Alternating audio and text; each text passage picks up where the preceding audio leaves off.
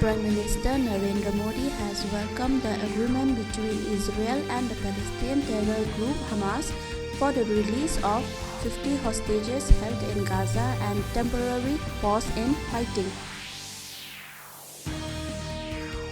The rescue operation is in the final stages to rescue 41 laborers trapped in the collapsed Silkyara tunnel in Uttarkashi district of Uttarakhand.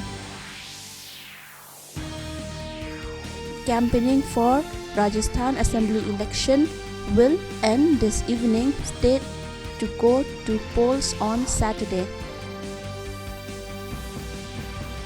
Ministry of Road Transport and Highways said that the National Highways Authority of India will undertake a safety audit of all 29 under construction tunnels across the country.